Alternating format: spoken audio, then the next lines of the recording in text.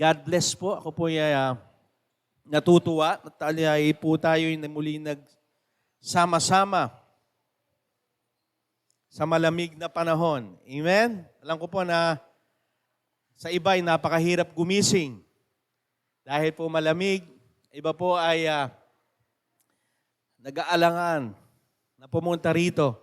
Pero praise God, tayo po ay nagsama-sama. Amen? Amen. Palakpakan po natin ang Panginoon sapagkat tunay nga po na sa panahon ngayon, lalong-lalo na po na malamig na ang panahon dahil po pag ganyan, ano pong date po ngayon? December 1. Ayan, pag pumasok na po yung Disyembre, Pasko na. Ayan, Pasko na. Pero sa aming tao, hindi naman po lahat ay masaya pag Pasko. Lalo na po kung masasabi natin, may mga bata rito pag Pasko, tuwan-tuwa yan. Alam nila may matatanggap sila. Pero sa maraming pagkakataon po, hindi naman po tayo lahat ay masaya. Lalong-lalo na po kahapon, sobra traffic. Grabe, kaya malalaman mo, Pasko na. Bakit? Traffic na, ang dami na namimili.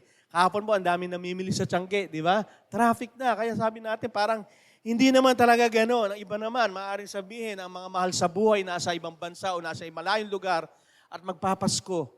Ay, malayo. At nakakalungkot sa iba naman, di ba? May namatayan, magpapasko pa naman, wala. Kaya ating masasabi natin na hindi sa lahat ay masaya, lalo na sa pagdiriwang. Lalong-lalo na po, pag kami namimili po ni Mrs. sa palengke, malalaman magpapasko bakit? Mataas na po ang bilihin. Lahat na po, itong tataasan. Kaya sabi mo, may pag-asa pa kaya? At marami po sa pag-aaral ngayon, sa panahon po natin mga kabataan, marami po ang nagpapakamatay. Alam niyo po yung ganung na nawawalan na ng pag-asa, lalo po sa kabataan, nade-depress na. Kaya karamihan po nagpapakamatay, nawawalan na po sila ng bait, minsan nasisiraan nga po ng ulo. Yun po ang katotohanan sa pag-aaral po, tumataas po. Ibig sabihin, yung pag-asa na mahirap, yun lang makita, wala nang pag-asa, okay na. Lalo nga kahit magpapasko, di ba, isipin mo, wala pa akong regalo, wala kang pambili ng regalo, di ba, mahirap yun. Mag-iisip ka ng regalo, pero wala kang pambili ng regalo. Kaya masasabi mo ba, may pag-asa pa ba? Pag nakikita po ngayon, ang paligid natin, nagkakaroon ng gera, nagkakaroon ng mga kaguluhan, ng kalamidad. Nagdudulot pa ba ito ng pag-asa sa atin? Lalo lang magpapasko. May pag-asa pa ba kaya? Iisipin natin, yung mga nangyayari sa panahon natin ngayon, nagdudulot ba ito ng pag-asa na kagalakan sa atin? Alam mo, may kwento po ako. Alam niyo po ba sa pag-aaral, ang daga po ay kayang lumangoy ng 50 hours. Yun po sa pag-aaral. Kaya nag-experiment po sila na ilagay po ang daga sa aquarium na maliit na may tubig. At ilagay po nila, nabigla po yung experiment, within 15 minutes namatay po yung daga. Ang ginawa po ngayon ng mga nag-experiment, ganito na lang, naglagay ulit sila ng mga daga ulit sa aquarium, pero ang paglagay po nila, kukunin po nila yung daga, tapos pagpapahingayin po nila, tapos ibabalik po nila ulit. Nung nangyari po yun, umabot po, nalampasan pa nila yung sabing 50 hours, naging 60 hours po. Yung ibang daga na ginawa po yung ginagawa nila. Tinatanggal, ibinabalik po yung daga, pinagpapahinga na. Umabot pa po ng 60 hours. Yung iba naman namatay, iba naman nagpatuloy, at yung iba namatay dahil na rin sa sobrang pagod. Ano po ipinapakita po dito? Kasi puro, sabi sa pag-aaral, naramdaman ng mga daga na may pag-asa. Kaya pag dilubog sila ulit, ay may mag-aahon sa akin. Kaya po pag inaahon, kaya nagpapatuloy sila. Ganun po kahalaga ang pag-asa. Pag alam po natin may pag-asa, ano po nangyayari? Nagpapatuloy tayo. Di po ba? Nagpapatuloy tayo kahit tayo nahihirapan. Alam mo, may pag-asa. Alam mo, yung pag-asang ito magdadala sa iyo upang makaraos ka. Kaya mahirap po sa isang taong walang inaasahan eh. Kaya ibang taong nagpapakantay, bakit? Wala namang mangyayari. Wala namang mangyayari sa buhay ko. Wala akong inaasahan for the future. Pero po, pag tayo po'y mananampalataya, mahalaga po. Lalong-lalo na po, ngayon mangyayari kapaskuhan, di ba? Wala akong, iba nga, napapalitaan pa natin, nasunugan. Sabihin nila, ba't magpapasko pa naman? Wala kaming bahay. Wala kaming natira, kahit damit namin, wala. Nakakalungkot, nakakawala ng pag-asa. Kaya dapat po, ang kapaskuhan ay larawan po ito ng katapatan ng Diyos. Sa tuwing po tayo nagdiriwang ng Kapaskuhan, dapat naaalala po natin ang katapatan ng Diyos. Amen? Dapat po alam po natin na ang katapatan ng Diyos ay ito po ay tiyak na pag-asa. Kaya po nasa bagong series na po tayo ngayon. Kaya po ang pamagat po ng ating series ngayon, Sure Hope o Tiyak na Pag-asa. Ang kagandahan po kasi, ang pag-asa po dito sa mundo, wishful thinking. Ano po ba yun? Sana, baka, ganon, di ba? Ganon ang hope ng mundo. Pero pag sinabi pong hope sa Biblia, ito po ay tiyak, sigurado, walang baka, o sana, o wishful thinking. Ito po yung mangyayari. Amen? Yun po ang pag-asang ibinibigay po sa atin ng Panginoon. Ang pag-asa ng mundo, wishful thinking, hindi mo 50-50. Pero pag ang Diyos ang nagbigay ng pag-asa, ito po ay tiyak, ito po ay sigurado. Sure po ito mangyayari. Sino po naniniwala ng tiyak ang pag-asa mo sa Diyos? Amen! Kaya pag pinagdiriwang po ang Kapaskuhan, inaalala mo yung katapatan ng Diyos, tapat ang Diyos sa kanyang pangako, tapat ang Diyos na may pag-asa tayo. Na kahit po tayo nakakaranas na ngayon na, dapat Pasko, di ba? May nabasa nga ako eh. Sabi daw, di ba, ang dapat daw, pag Pasko na, maraming tao may pera. Pero parang nag-iisip ako, kasi hanggang ngayon, kung tao ba ako, kasi hanggang ngayon, wala akong pera, Pasko na. Di ba? Parang ganon. Pero ang mananampalataya, hindi. Kahit wala kang pera o inaasahan na binibigay ng mundo, okay lang kasi ang pag-asa mo ay tiyak sa Panginoon. Amen? Kung nakikita mo ngayon magulo, okay lang. Hanapin mo yung pag-asa mo sigurado sa ating Panginoon. Kaya po ang ating series title, Sure Hope, Tiyak na Pag-asa. Makikita po ang ating series Bible verse. Ito po makikita po natin sa Colosas 1:27. Ito po ang sinasabi, nais ng Diyos na ihayag sa atin ang dakilang kamangha-manghang niyang plano para sa lahat ng tao. Sabi ng Panginoon. Sabi ni Pablo po sa mga Colosas, at ito ang lihim na plano, si Kristo'y sumasa inyo. God is with us, Emmanuel. At ito ang basihan ng pag-asa yon na inyong makakamtan ang napakabuting kalagayan sa inaharap. Yun po ang sinasabi ng Panginoon, ng Diyos Ama. Yung pag-asa natin ay hindi lang pong ibinigay po sa mga Israelita. Kasi noong panahon nun, yung mamamayan lang po, ang Israelita, ang may pangako po ng buhay na walang hanggan, may pangako na pag-asa sa kanila. Pero po, nung pumasok na po ang ating Panginoon Kristo, yung regalo at biyaya ng Diyos, ibinigay, kaya sabi dito, lihim, plano ng Diyos para sa lahat ng tao, hindi lang sa mamamayan niya, sa lahat na ng tao, ibinigay niya. Ito yon, si Kristo'y sumasa inyo. Every time po tayo nagse-celebrate ng Kapaskuhan, dapat ilaalala natin yung katapatan ng Diyos at sinasabi niya, God is with us. Nasa iyo ang Diyos. Kaya po, lagi ko po sinasabi sa inyo, dapat lagi sa lahat ng oras nakangiti kayo, magalak kayo. Bakit? Nasa sa atin ang Diyos. Nasa sa atin ang Panginoon na anuman na nangyayari sa ating paligid na sinasabi wala ng pag-asa. Pero ang Diyos na nasa iyo ay may pag-asa, sigurado ka. Amen? Yun yung binibigay ng Panginoon. Lalo sa panahon po natin ngayon na nakikita natin, nagkakagulo pati ang gobyerno natin. Sa paligid natin, nagkakaroon na ng mga gera. Ang mga nangyayaring kalamidad, hindi natin mapigil. Sasabihin pa natin, may pag-asa ba? Pero ito po ang sinasabi sa atin, tiyak ang pag-asa na inyong makakamtam ang napakabuting kalalagayan sa hinaharap. Hindi lang po ngayon, lalo po doon sa hinaharap sa future. Ganun po yung pag-asang ibinibigay sa atin ng Diyos. Wala pong deadline, wala pong expiration. Walang hanggan. Yung po ang napakabuting pangako sa atin ng Diyos. Yung pag-asa natin, minsan pag sa tao tayo nagkaroon ng pag-asa, pag namatay na, wala na. Di ba? Lalo na po ngayon, magkakaroon ng eleksyon. Ang dami na naman mga sinasabi ng mga, di ba? Oh, pag ako ang binoto nyo, lalagyan ko ng kisame ang Pilipinas. No, mga gano'n. May 10,000 ang bawat pamilya. Pag nakaupo na, nawala na. Nasaan yung pag-asa doon? Pero si Lord, ang sinasabing pag-asa rito ay sumasa atin ang Panginoon. Kaya every time po tayo nagsa-celebrate ng Kapaskuhan, sineselebrate natin na ang Diyos ay nasa iyo. Amen? Sino na makapagsasabi dito? God is in me. Ang Diyos ay nasa iyo. Amen. Kasi sineselebrate natin ang kapasukuhan dahil ang Diyos ay nasa sa atin. Kaya nga sure hope nga, sigurado yung pag-asa.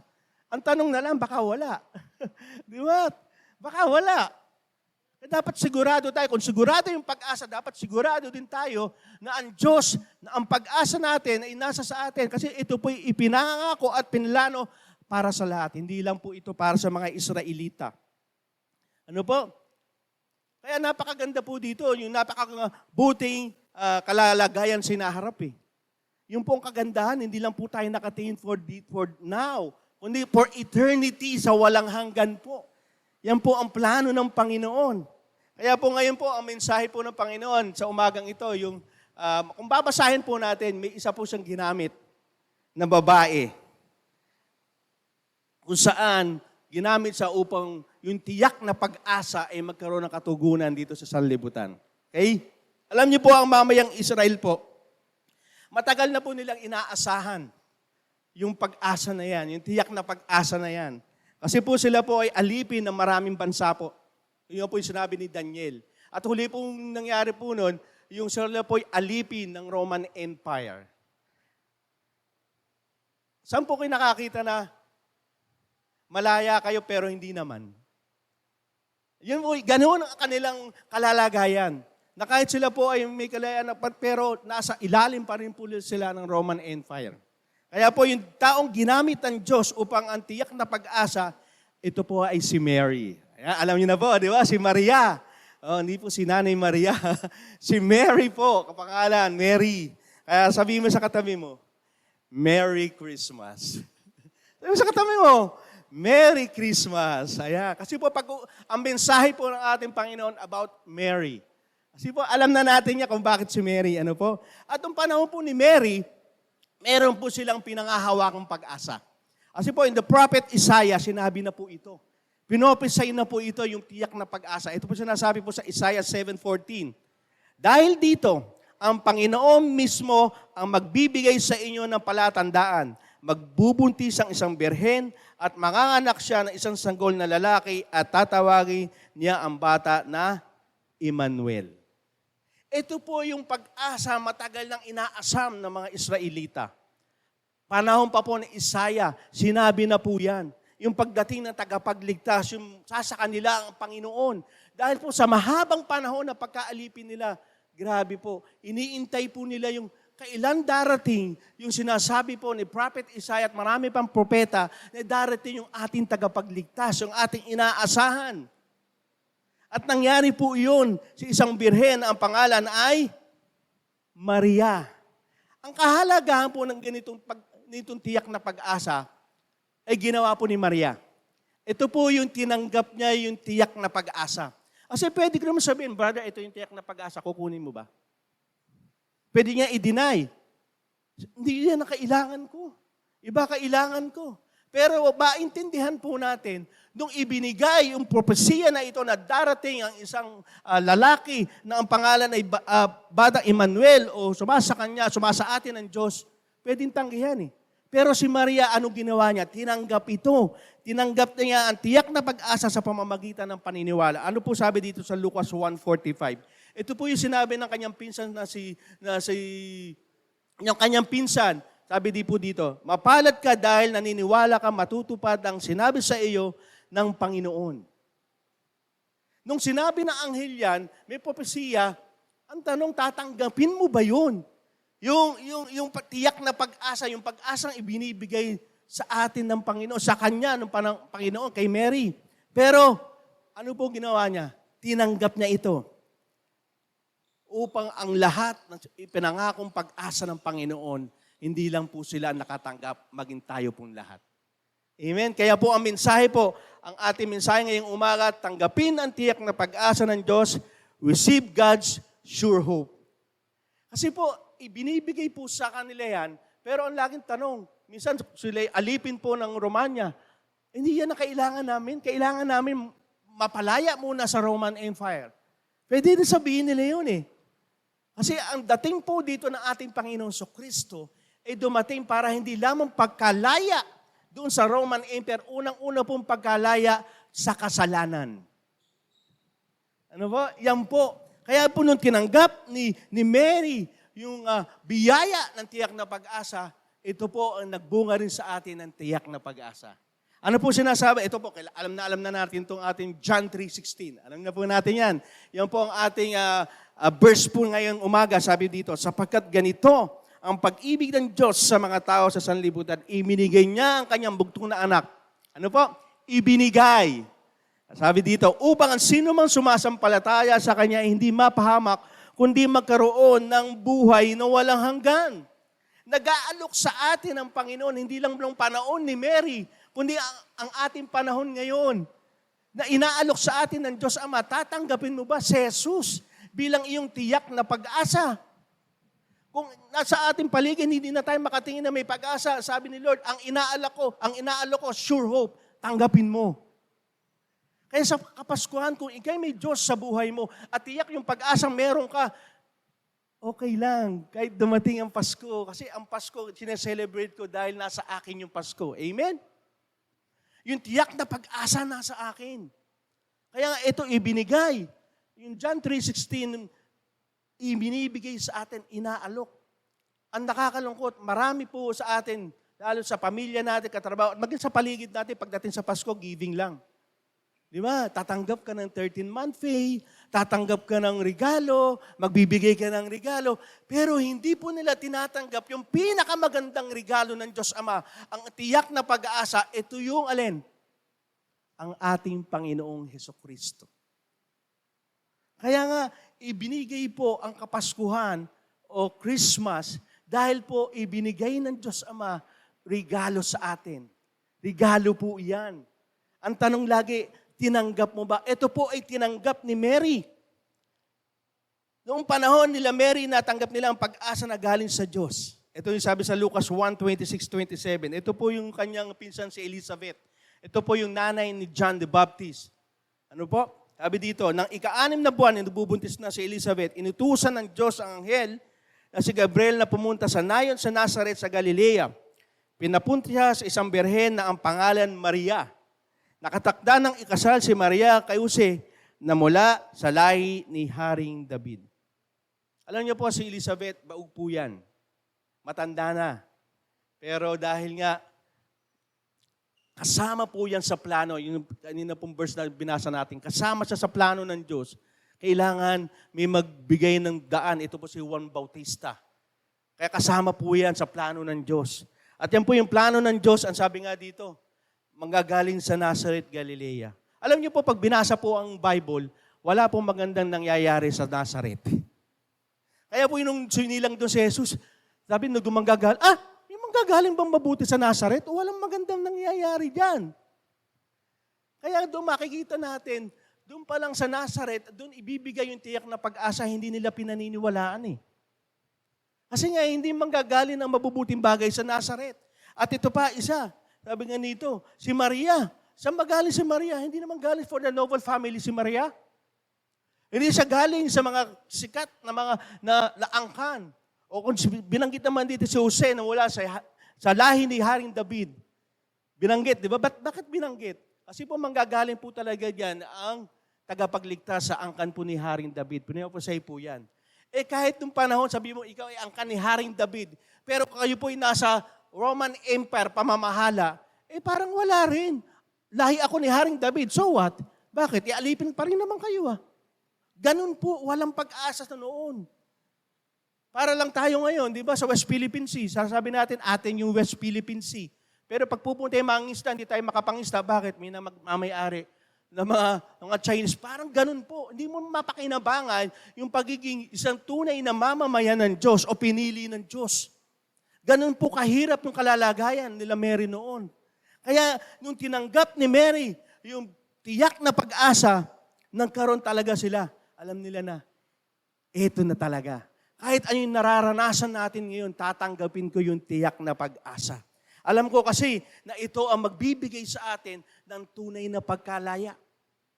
Amen? Kaya po bakit pag tinanggap po natin, yung tiyak na pag-asa, unang-una pong point, mararanasan ng biyaya ng Diyos. Ayan. Siguro po sa atin lahat dito, no? Nung tinanggap natin ang ating Panginoong Kristo, natanggap din natin ang biyaya ng Diyos. Ano po sinasabi sa Lucas 1:28-30? Sinabi ni Gabriel kay Maria, "Matuwa ka, Maria. Ikaw na pinagpala ng Diyos, sumasayo ang Panginoon." Alam niyo po, sino po dito makapagsasabi nung tinanggap niya ang Panginoong Kristo, tuwang-tuwa siya? Wala po. Di ba ganun tayo? Pag tayo tumanggap, Panginoon, kasi may relief eh. Paano si Maria ganun? Panginoon, alam ko, nandito kami sa bondage ng pagkaalipin. Kami po'y walang pagkalaya, pero ngayon dumating ka, tuwang-tuwa si Maria.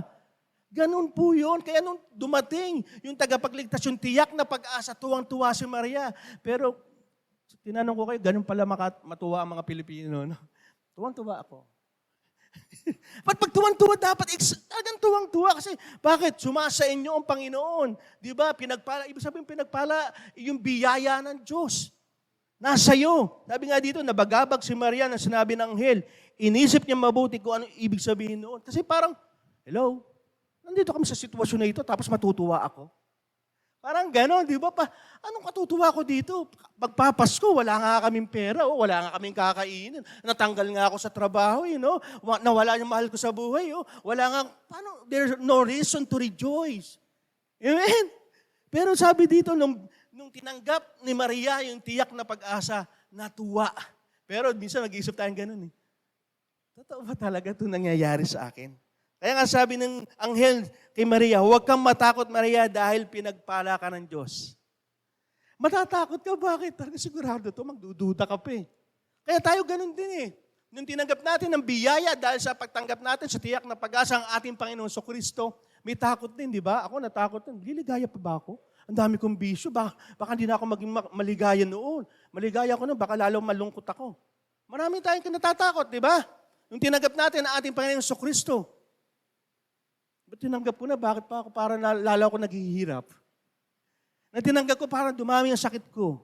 Nang tinanggap ko, naglayuan ang mga kaibigan ko. Parang gano'n ang nararamdaman ni Maria. Paano na? Pero sabi ng Panginoon, ng anghel, mismo anghel na nakipag-usap, sabi ngayon, pinagpala ka ng Diyos. Ibig sabihin po ng pinagpala, iba sa mga version, biyaya ng Diyos nasa iyo. Yung favor ni Lord nasa iyo. Sumasayo ang Panginoon. Yung favor ni Lord, yung favor ni Lord, grabe nagfa-favor sa'yo, ha? Pag isang tao nga nagkaroon ng favor sa'yo, di ba, mapagbigay. Pag si Lord pa ang nagkaroon ng maganda sa iyong paningin, ibang klase yun. Ibang klase yun. Ibig sabihin, yung biyaya ng Diyos na ibinigay sa atin, once nung tinanggap natin yung tiyak na pag-asa ng ating Panginoon Kristo, yung biyayang yun, ibang-iba. Magaan ang loob sa iyo ng Diyos. Pag magaan ang loob sa iyo ng tao, maganda, di ba? Pag hindi maganda ang tingin sa iyo ni Lord, patamaan kita sa kikilit eh. Kahit hindi umuulan, lalabas ang kikilit eh. Ganon, pero pag magaan ang loob sa iyo ni Lord, etong anak ko to, hindi ko pababayaan to. Ganon po ang nangyayari kay Maria. At hindi po yun ang naging madali. Dahil ang biyayang ito ay nagbibigay ng pagliligtas ng Diyos. Alam niyo, isipin po natin, kung ang kailangan po ng isang tao ay information, ano sa tingin niyo ibibigay ni Lord? Di ba, educator? Kapag ang kailangan o greatest need ng isang tao ay information, ano ibibigay ni Lord sa atin?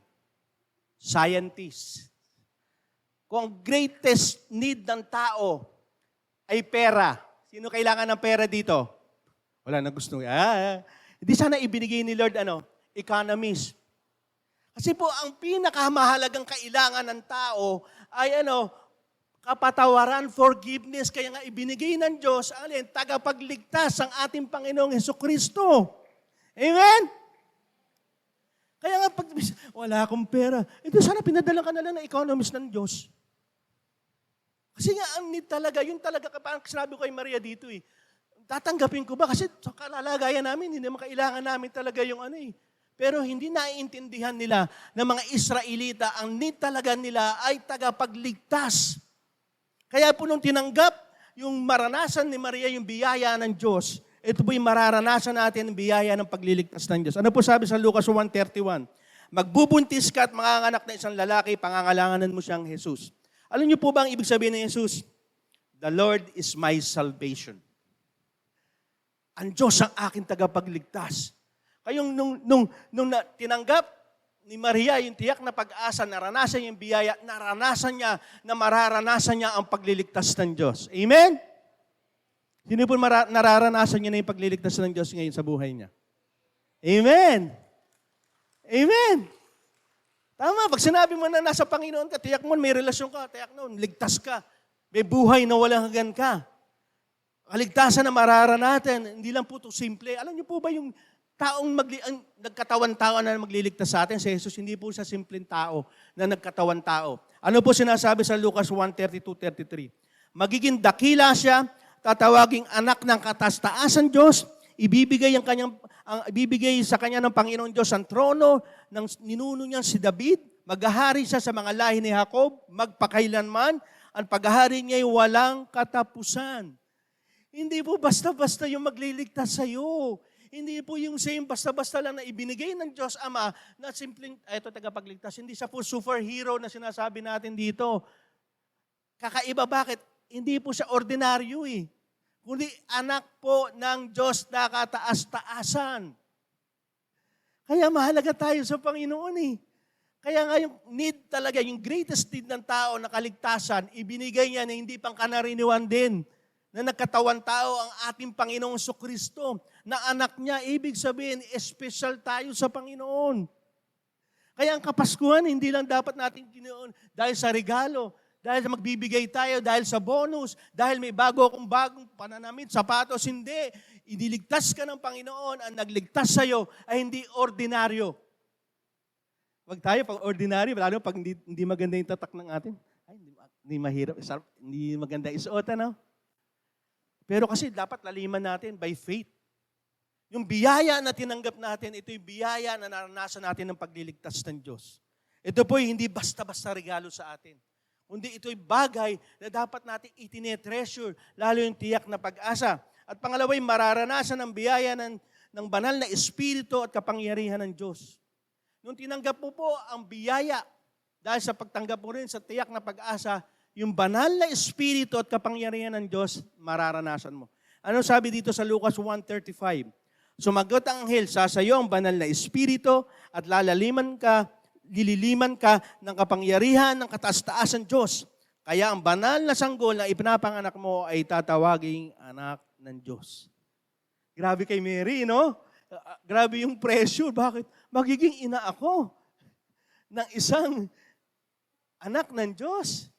Banal na espiritu, kapangyarihan ng ating Panginoon. Nung tayo po ay tinanggap natin ng tiyak na pag-asa, di ba? Wala makapagsasabi dito na hindi niya naranasan ang kapangyarihan ng Diyos. Amen? Sino po nakaranas ng kapangyarihan ng Diyos? Amen. Because the grace of God, biyaya ng Diyos yan. Kaya makikita po natin yung kabutihan, yung greatness ng ating Panginoon, kung bakit nagkatawan tao ang kanyang bugtong na anak at maging bumaba siya dito sa lupa, nagkatawan tao para iligtas tayo. Hindi ba mabuti ang Diyos? Hindi, pwede naman gawin niya eh. Sasamaan ng tao. Tanggalin ko na lahat yan, patayin ko na, create ako ng bago ulit. Hindi ganun eh, no? Kasi noon pa lang may plano ang Diyos sa kanyang mga nilikha. At ang planong iyan ay magbigay sa atin ng pag-asa, tiyak na pag-asa. Naalala ko po nung kami pa'y umatin nila Pastor Mike noon sa isang G12. May mga pastor, may kwentuhan na sabi niya, di ba ang Diyos nasaan kahit saan siya? Oo naman. Diba ganun? Sabi niya ganun, kung talagang nasaan lugar siya, pupunta ba siya sa Poso Negro? Sabi niya ganun. Kung ikaw ang Diyos, pupunta ka sa Poso Negro? Sabi niya ganun. Nagkakatawanan lang. Pero minsan nakapag-isip ako, sabi ko, kung alam ko ang Diyos ay magliligtas sa akin, at kahit ako'y nasa Poso Negro, ililigtas ka niya. Amen? Kahit nasaan kadiliman ka, ililigtas ka ng Diyos. Ano man ang pinagdaanan mo, ililigtas ka ng Diyos. Kasi ang Diyos na sinasamba mo, ay daladala ang tiyak na pag-asa para sa iyo. Amen? Kaya, Lord, wala na akong pag-asa ang buhay ko, ganito. No. Kahit saan nasadla ka, maging Poso Negro, maging Kanalyan, ano man pinakamaruming lugar, isipin mo, sabi ng Lord, ililigtas kita dahil mahalaga ka sa akin. Kaya makikita po natin yung kapangyarihan at banal na Espiritu na sumasa atin. Kasi alam mo na kahit tayo nagkakamali, sa panahon lalo na ngayon, sa Pasko, Lord, may nagawa akong hindi maganda. Lord, may akong bagay na huwag kang mawalan ng pag-asa. Kaya nga dumating dito ang ating Panginoong Kristo upang magligtas sa'yo, upang patawarin ka eh. Hindi para payamanin ka, hindi para bigyan ka ng mga bagay na ikalalayo mo sa Panginoon, kundi magbigay ito ng mga bagay na imposible. Ano po sinasabi dito? Ang kapangyarihan at biyaya ng Diyos ay gagawa ng mga imposibleng bagay. Ang sabi po sa Lucas 1:36-37, maging mga kamag-anak mong si Elizabeth ay buntis din sa kabila ng kanyang katandaan. Grabe, no? Alam ng lahat na baog siya. Pero 6 na buwan na siyang buntis ngayon sapagkat walang imposible sa Diyos. Ang kanyang pinsan, matanda na, baog, grabe, nagkaanak pa. Kaya nga si Zacarias, yung asawa niya, hindi maniwala. Mabubuntis ang anak ko, kaya binigyan siya ng isang ng Diyos Ama eh. Kasi hindi siya naniniwala eh. Nabubuntis pa. And sabi dito, sapagkat walang imposible sa Diyos. Kasi ang biyaya ng Diyos kakaiba. Ano? Pwede na sabihin, bakit si Mary pa? Ang dami namang babae. Kasi nga, kailangan si Mary na birhen. Ba't si Jose pa? Kasi lahi siya ni David eh. Di ba? Mabigat doon kay Jose kasi nung panahon na yon, hindi pa kayo kinakasal, hindi kayo pwede magsama. At pag nalaman na si Maria ay nagdadalang tao na hindi pa nagtatabi si Jose, hindi pa kinakasal, papatayin si Maria. Babatuhin yun. Kasi po yung kaanuhan po sa kanilang tradisyon bilang mga Hudyo. Lalo sa atin ngayon, di ba? Pag ang lalaki naiputan, yung anuhan, di ba? Kakaiba. Lalo na po sa kanila. Di ba? Bakit? Sa angkan ng Juda, pwede naman kay Joseph, mabait yun eh. Bakit kay Jacob? Bakit kay Jacob? Pwede naman kay Esau, di ba mandaraya si Jacob? Bakit kay Abraham? Pwede naman sa kapatid niya si Nahor. Bakit kay Isaac? Pwede naman kay kapatid niya si Ismael, di ba? Kasi po, ang biyaya po ng Diyos, choice po yan. Meron tayong mga bagay na hindi natin alam ng Diyos. Ang choice, ibig sabihin ng biyaya ng Diyos, siya pumipili. Kaya nga sabi ng Panginoon, ako ang pumili sa inyo, hindi kayo ang pumili sa akin. Sino po dito ang niligtas ng Panginoon? Taas ang kamay. Amen? Ang tanong ko, bakit ikaw? Ano meron ka? At bakit kailangan mo tanggapin ang biyaya ng Panginoon? Di ba? Kasi ang biyaya ng Panginoon, kahit anong weakness ng tao, doon lumalabas ang biyaya at kapangyarihan ng Diyos. Sino ba ako sa harapan nyo? Kung kilala nyo nga lang ako, baka tanggihan nyo ako, hindi kayo pumunta rito eh. Kundi dahil sa kapangyarihan at biyaya ng Panginoon. Kaya anuman meron tayo dahil yan sa biyaya ng Panginoon. Dahil yan sa kapangyarihan ng banal na Espiritu at kapangyarihan ng Diyos. Tatanungin ko kayo, ba't kayo pinili ng Diyos? Kasi nga, sa weakness natin eh. Kasi nga, ipinadala niya ang kanyang bugtong na anak para tayo sa kaligtasan. Hindi diyan sa galing mo, hindi diyan sa talino mo, hindi diyan sa yaman mo, hindi anumang meron ka, kundi ano ang weakness mo, yun ang pagagalingin ni Lord at ililigtas ka niya. Amen? Amen! Kaya nga, titignan natin, sino ba ako sa harapan ng Diyos? Ako po'y umaasa lang sa biyaya at awa ng Diyos. Amen? Kasi sa weakness ng Panginoon, sa weakness natin lumalabas ang biyaya ng Panginoon. Kasi nga, with God, nothing is impossible. Amen? Sa Diyos, walang imposible. Kaya huwag kayong mag-iisip, naku, hindi ako dapat sa harapan ng Diyos. Talaga.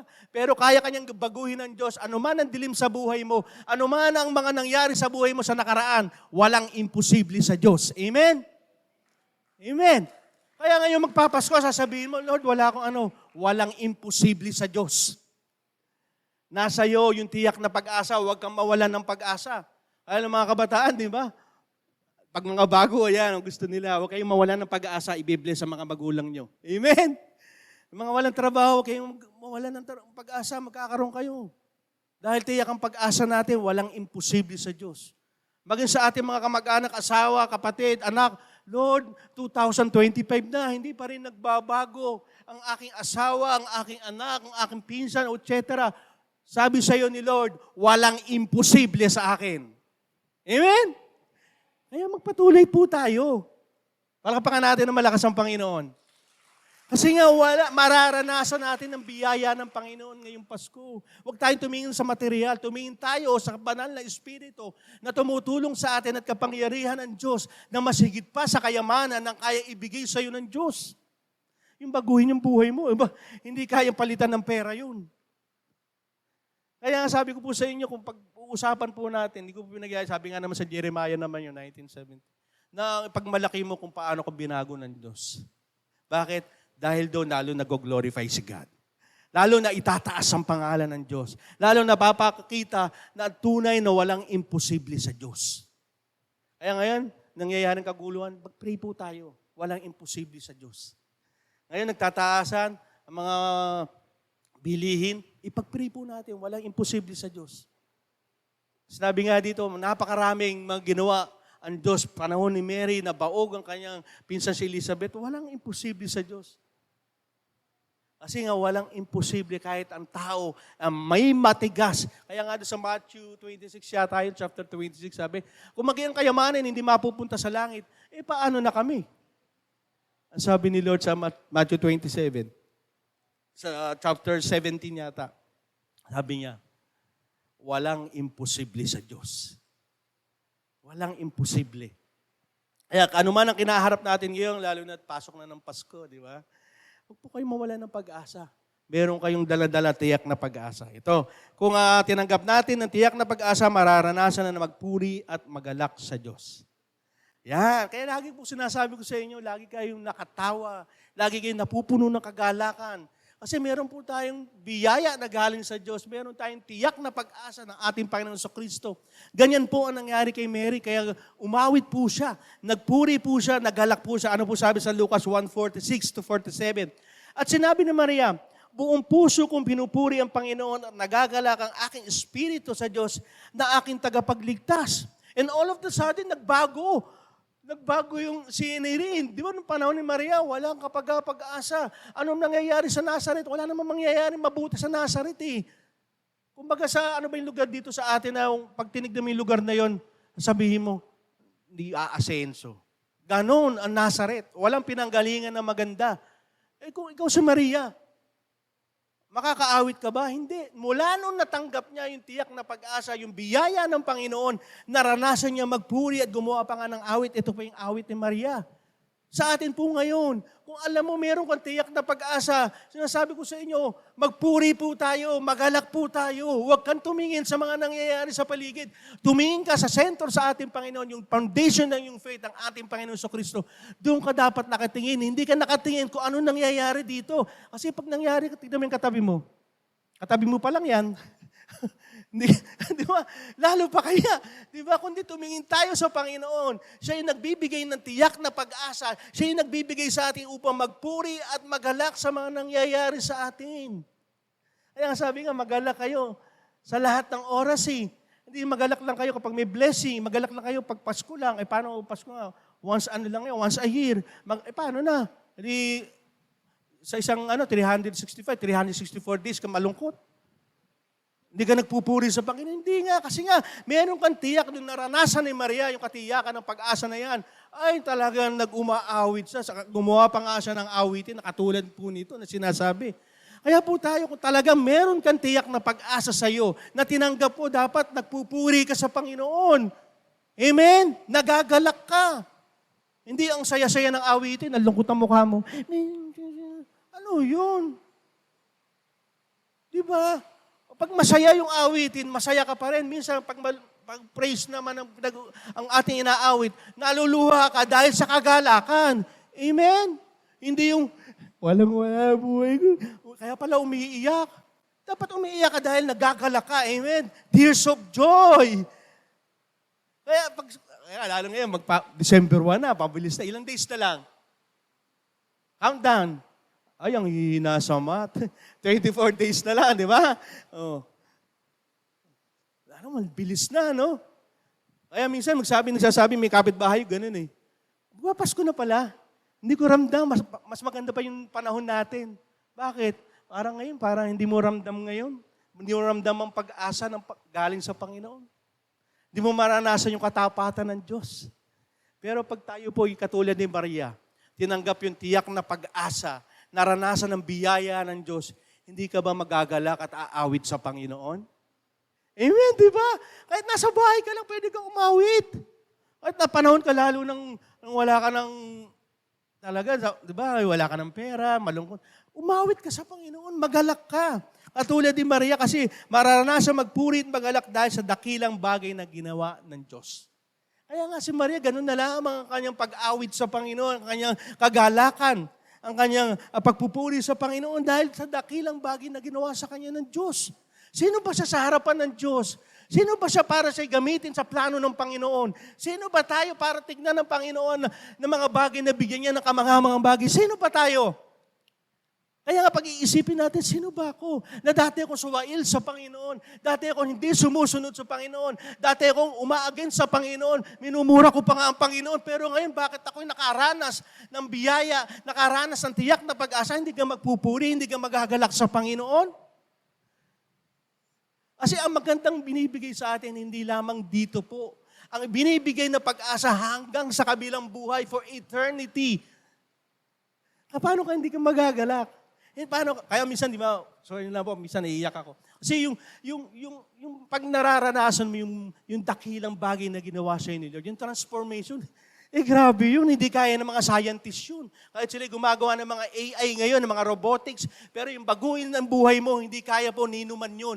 Ang nagbabago lang ng buhay ang ating Panginoong Hesukristo. Amen? Amen. Huwag po kayo mayang pumalakpak para po sa Panginoon yan. Pumalakpak po tayo na malakas para sa Panginoon. Kasi may dakilang bagay.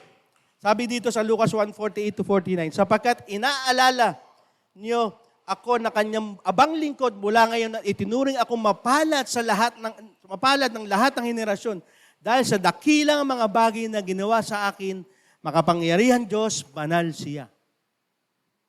Banal ang Panginoon, pero pinapaging banal tayo, itinangi tayo para sa Kanya. Dahil sa dakilang bagay na ginawa niya sa atin. Lahat tayo may pagkakamali, lahat tayo nagkakasala. Maging ngayon, di ba? Kaya ayoko maging perfecto eh. Bakit? Hindi ako didepende sa Diyos. Hindi ako aasa sa Panginoon. Hindi ko mararanasan ang dakilang ginagawa ng Diyos sa buhay ko. Bakit? Tama, di ba? Kung perfecto ka, hindi na kailangan. Ba't ako lalapit sa Diyos? Kaya nga yung magiging kaganapan ng ating pagiging perfect katulad ng ating Panginoon sa Kristo, doon na lang pag na-meet na natin siya. Doon na lang sa langit.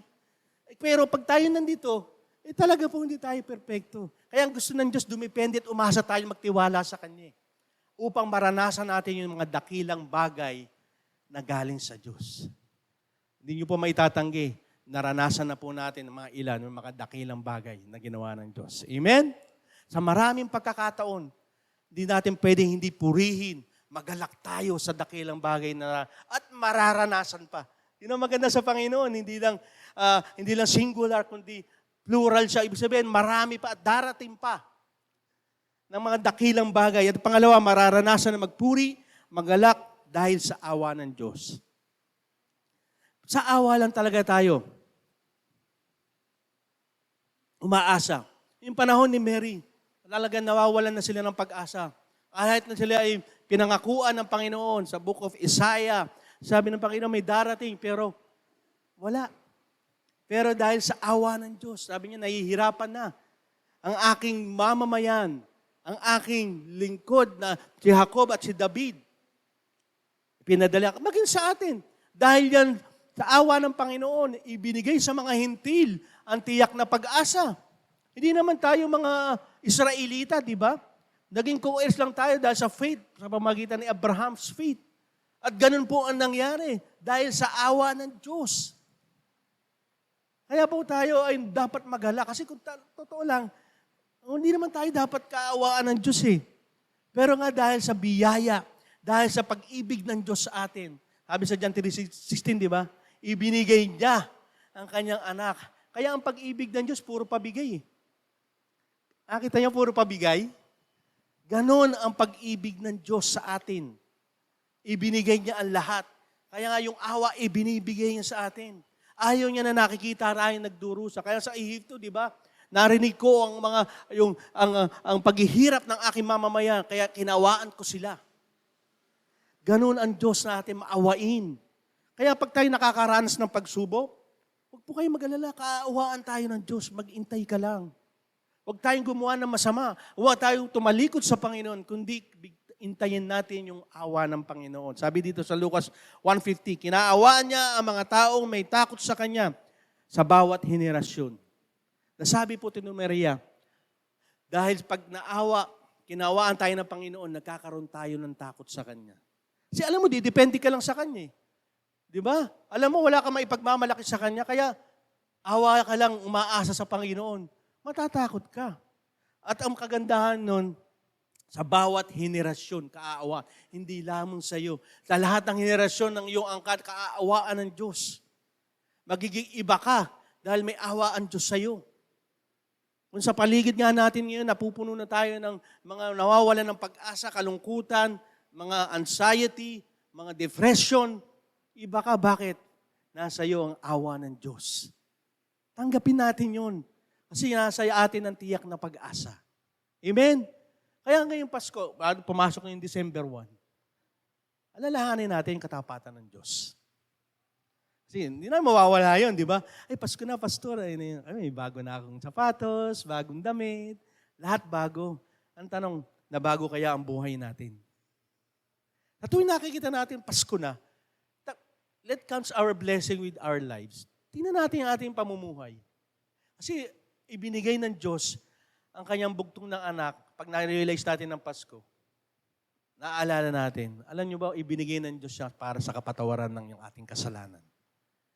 The greatest need ng tao, forgiveness. At ibinigay niya hindi pang karaniwan nagkatawan tao ang kanyang anak para tayo patawarin. Ang patawaran na yan, may resulta po yan. Ito yung nababago ang buhay natin. Hindi sasabihin, Pastor, hindi sa mga good works, maliligtas ang tao, no. Ano yung sinasabi sa Ephesians 2:8-9?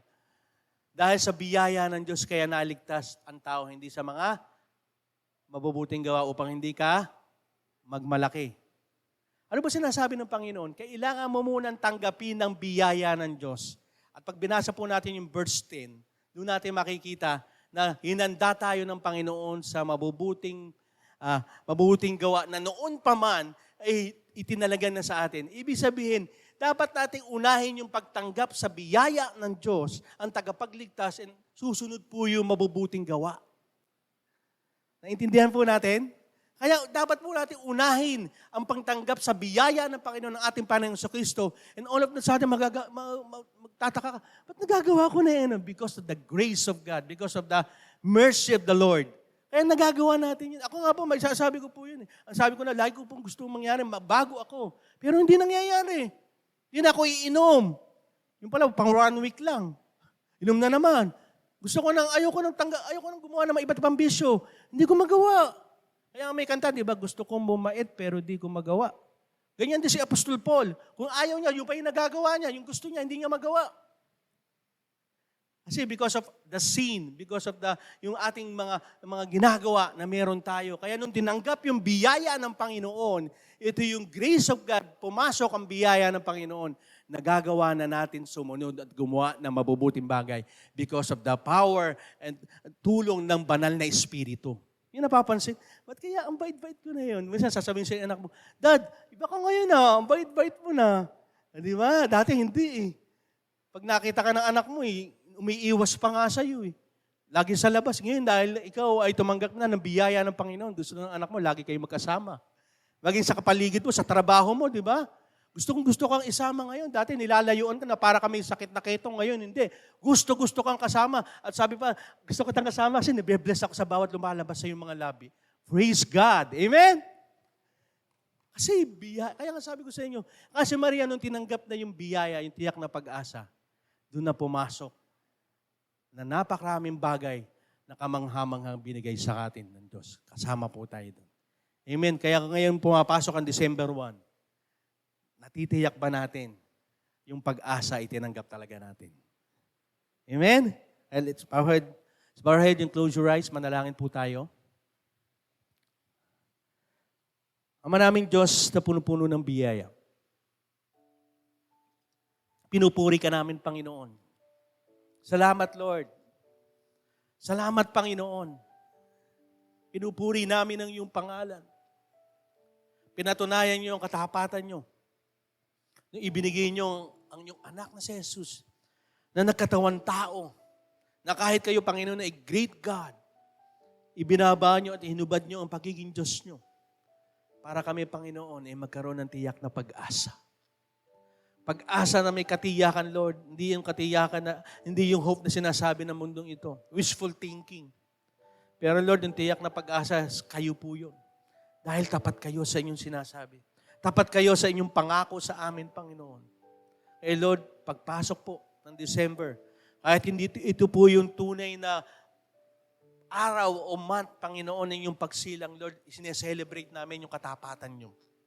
Sineselebrate namin, Panginoon, yung dakilang ginawa nyo para sa amin. Yung ibinigay mo, yung pinaka-need ng tao, ito yung patawarin kami sa aming mga kasalanan. Lord, ibahin niyo po yung aming pag-iisip ngayong papasok po ang Kapaskuhan. Bigyan niyo po kami ng Panginoon ng pag-iisip na katulad ng aming Panginoon sa Kristo. Na hindi nakatingin, Panginoon, sa gawain ng mundong ito. Na tanging pansariling kaligayahan, pansariling gusto, Lord God. Kundi, Lord, ano yung gusto mo? Ano yung pagnanais mo kung bakit ibinigay ng Diyos Ama kayo, Panginoong Hesus, dito sa mundong ito? Unang-una, Panginoon, mapalaya kami sa kaparusahan at mapatawad ang aming kasalanan. Lord, sa oras nito, sa pagkakataong ito, Panginoon, alam niyo po ang puso ng bawat isa sa amin. Kausapin niyo po kami, Panginoon, na matiyak namin na tunay na tinanggap namin yung tiyak na pag-asa. Hindi lamang sa salita, hindi lamang sa, dahil pumupunta kami sa iglesia mong ito. Lord, dahil ang gusto may personal relationship, Panginoon. Kaya sa oras na ito, Panginoon, kausapin mo kami. Ipakita mo, Panginoon, tunay ba, Panginoon, yung tiyak na pag-asa, ang aming Panginoon sa Kristo ay tunay na sa aming mga buhay. Lord, ayaw namin, Panginoon, na magsisi sa bandang huli, na kung saan, Panginoon, sa pagbabalik mo, o maging sa aming kamatayan, Lord, hindi pala kami tiyak. Lord, sa oras ito, tiyakin niyo po sa amin. Kausapin niyo po kami. Lord, ibigay niyo sa amin katiyakan na ito sa aming mga puso, lalong-lalo po sa aming pananampalataya. Kaya sa oras ito, church, usapin mo ang Panginoon. Sabihin mo, Lord, hindi po ako perfecto, pero Lord, kayo po ang aking pag-asa. Pinatawad niyo po ako sa aking kasalanan. Binigyan niyo po ako ng bagong buhay. Dalangin ko po, Panginoon, katiyakan na ito, katulad ni Maria. Na ng panahon nila, walang kapag-asa. Pero nung nasumpungan, Panginoon, na isinilang ang tiyak na pag-asa ang aming Panginoong Kristo, sumilang sa amin ang tunay na pag-asa. Kaya Lord, salamat po. Salamat po, Panginoon, sa pag-asang ito. Na nabubuhay kami, hindi nabubuhay kami para sa sarili namin. Hindi nabubuhay kami para maglingkod, magpuri, magalak, at umasa sa biyaya at awa mo. Upang ganon, sa pagbabalik mo, o maging sa expiration ng aming buhay dito, Panginoon, ma-expire ang buhay namin dito sa mundong ito, Lord. May katiyakan kami na kami makakasama mo, makakapiling mo, at makakamtam namin ang buhay na walang hanggan. Lord, salamat po sa iyong kapurihan, kadakilaan, kataas-taasan, kalawalatian. Ito po ang aming dalangin sa pangalan ni Jesus. Ang lahat ay magsabi ng Amen. Palakpakan natin ang Panginoon. Sa oras ito.